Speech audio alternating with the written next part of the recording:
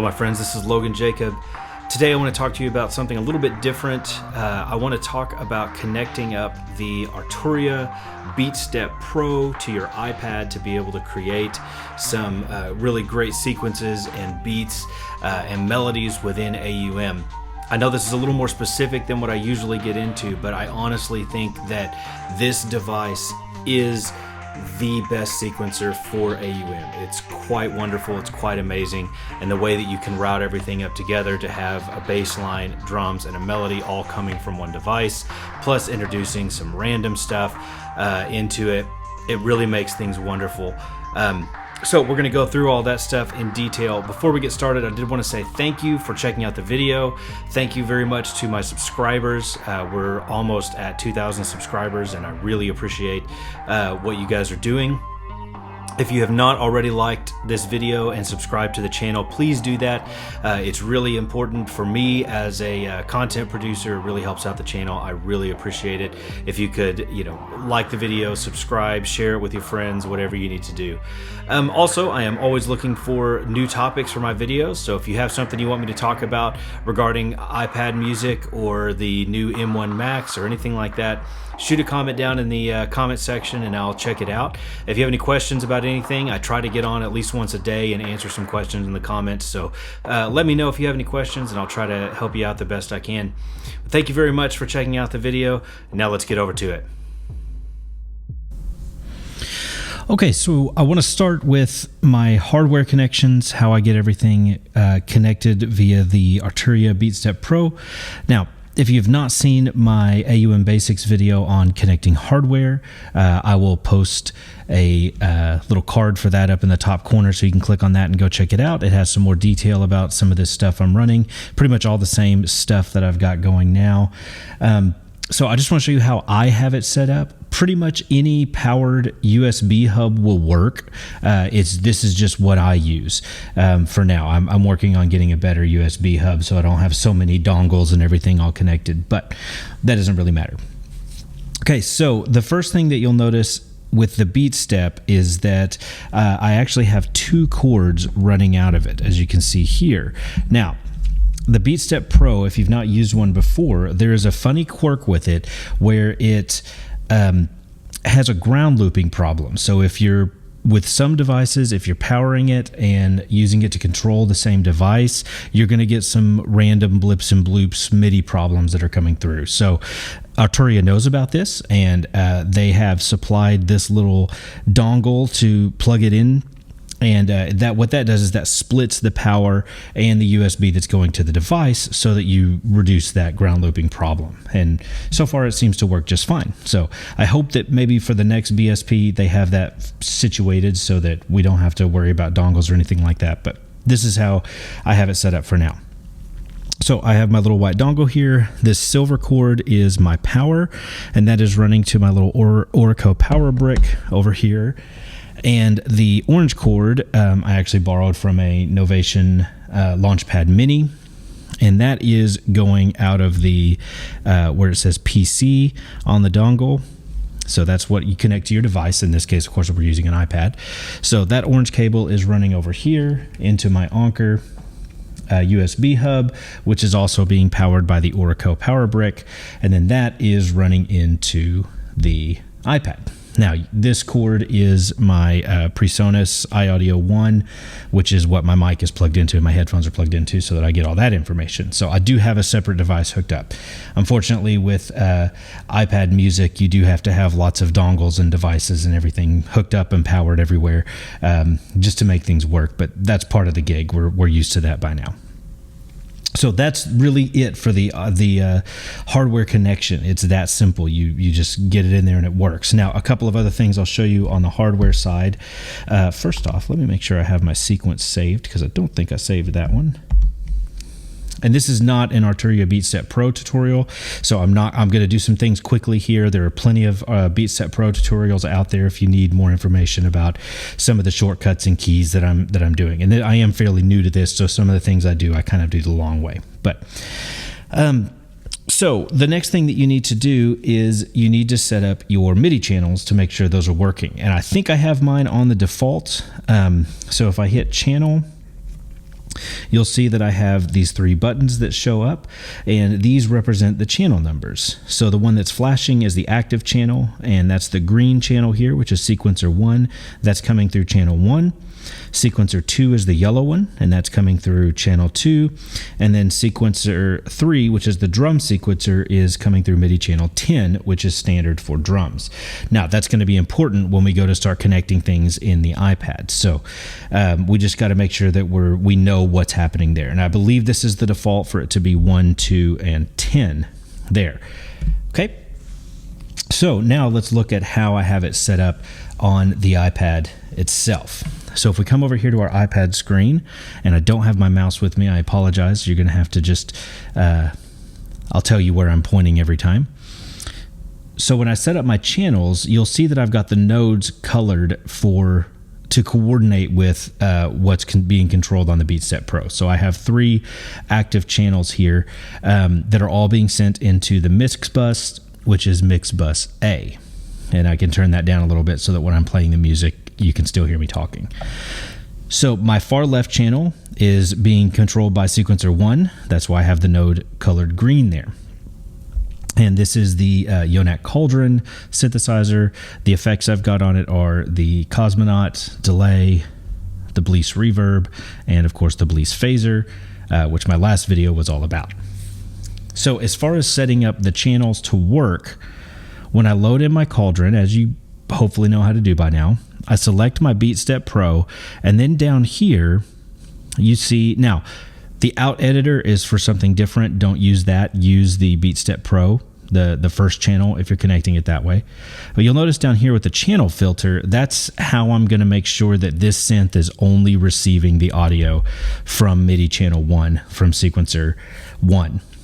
So by default, it has all of the channels selected. You don't want that, because then whenever you hit anything from sequencer 2 or the drum sequence, it's going to try to play a MIDI note on that one as well. So we need to filter out what channel it's reading. So I'll hit none just to make it easy, take them all away, and then channel 1. And now you'll see that channel 1 is my Cauldron there. Okay. Now with the Cauldron, there's also something unique that you have to do.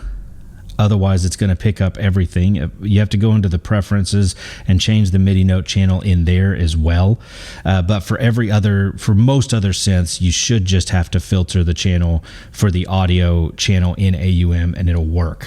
Some synths are a little bit weird. You have to kind of play with them some. But you'll notice, even though I have the channel filtered there, for some reason, with the Omni on, it's actually picking up channel 2 as well. So it's both the bass and my lead channel on the Cauldron. So I had to go in here to the preferences and select that channel 1. So now it's not picking up from that. And sequencer 1 is only going into that channel. So with that sequence on and the other channels muted, it sounds like this.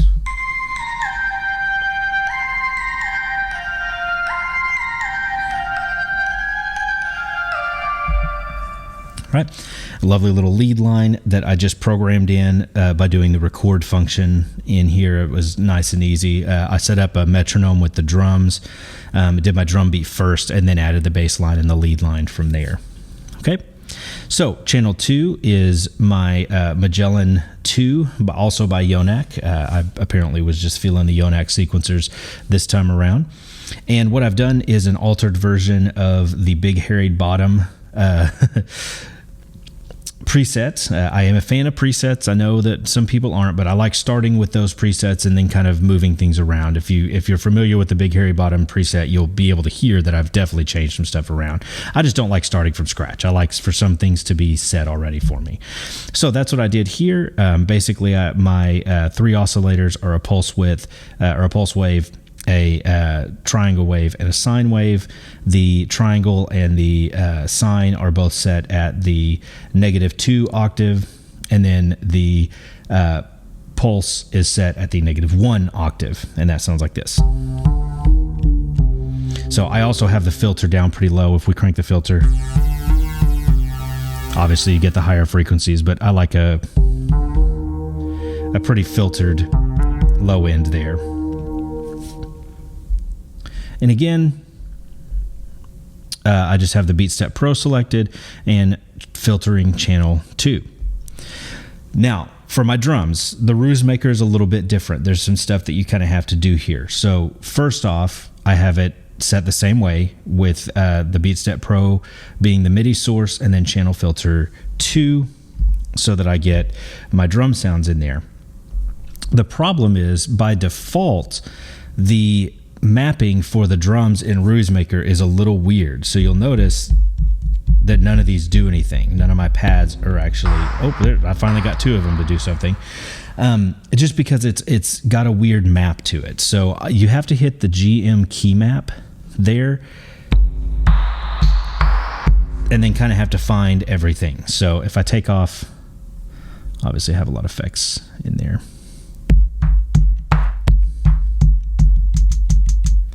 So you'll hear, and I know that some of the tapping on the desk is coming through too, but I've got my hi-hats here, I've got my snare there, I got my bass there, got that kind of clap thing,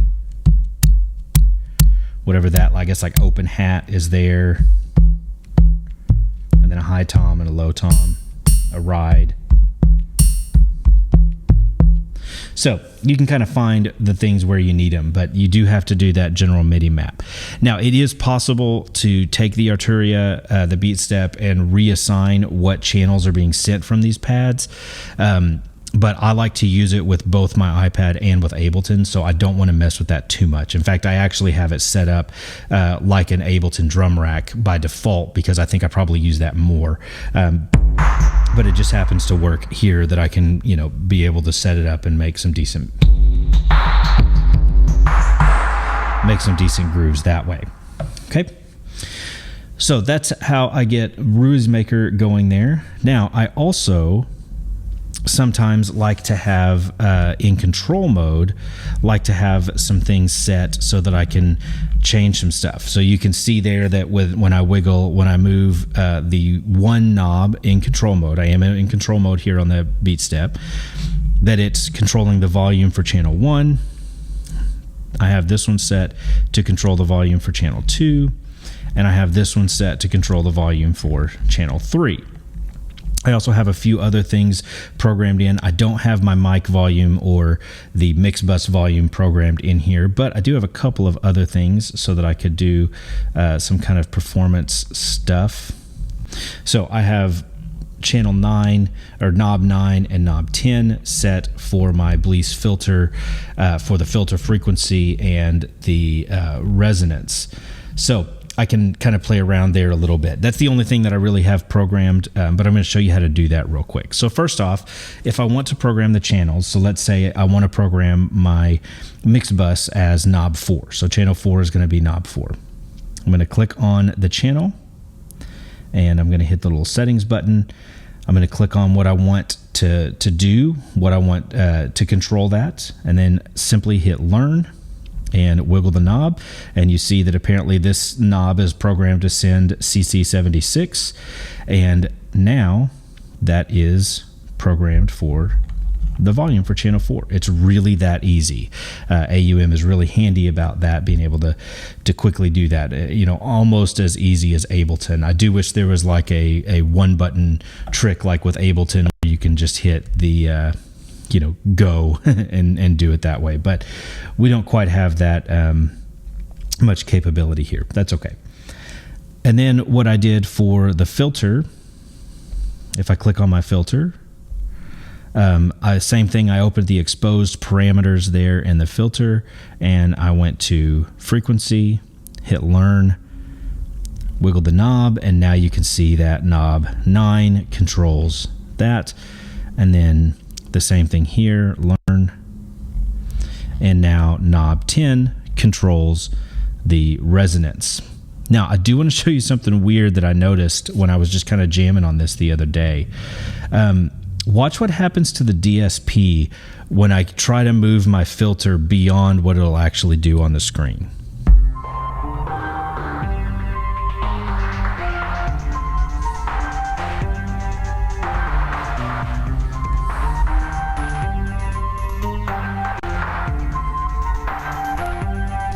you notice that the DSP is kind of freaking out a little bit. And once I pull it back, it drops down to 50%. I'm hardly using any processing power. But for some reason, if you try to go beyond the highest frequency and crank the resonance up, the DSP just goes nuts. So you do have to kind of pay attention to where you are. Obviously, that shouldn't be an issue for most people. All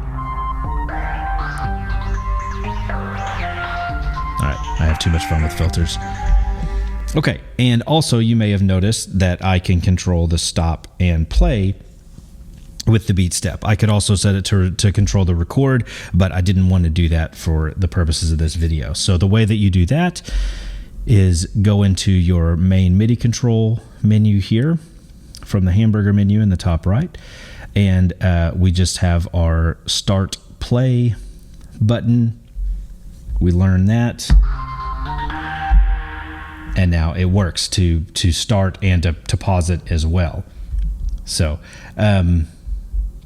and then by default, it actually is set automatically so that the stop rewind works as well, which is pretty handy.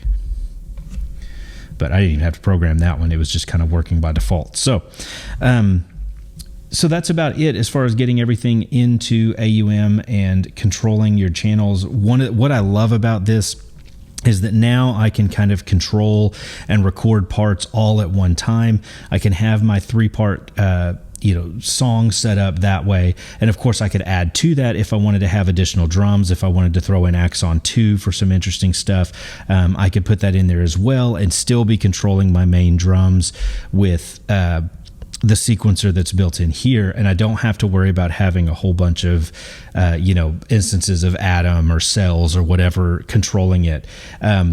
What you do have to make sure you remember is where things are saved. So for this particular one, I've got all of my patterns saved in Project 5 on Pattern 1. So what I might do is go into my notes here and say BSP Project 5 Pattern 1. That way I know and can remember that I've got everything saved there. And then we'll just save. By the way, if you weren't aware of this, when you have the notes, if you have a note for a project, it does give you that little dot there to remind you, oh, you've got some notes here if you need to be able to check those. Okay? All right, if you have any questions, be sure to let me know. I think that's kind of it for connecting the BeatStep Pro to AUM. And I hope you got a little bit out of that, and I will send it back to myself to close things out. All right, so there you have it. Hopefully you found something interesting about how to connect up the Arturia BeatStep Pro to AUM and into your iPad. Now, of course, there's many options as far as, USP hubs and all of that good stuff. You can find all kinds of stuff there, but this is what I use. This is what I know works, so that's what I'm going to recommend to you. There are great options out there if you want to explore Amazon or Best Buy or Newegg or whatever your source of hardware is. Be sure to check that stuff out and make sure that it has the power that it's going to need. I do strongly recommend splitting off the power, as I showed in the video there, just because of that ground loop issue that Arturia is aware of, which is why they send the dongle in there. But hopefully we'll get that straightened out in upcoming versions of the BeatStep Pro. Thank you guys for watching. If you haven't liked and subscribed already, please do so. Please leave a comment if you have any questions, and I'll try to get back with you ASAP. Thanks for checking it out, and as always, take this information and go and create something beautiful. Thanks, guys.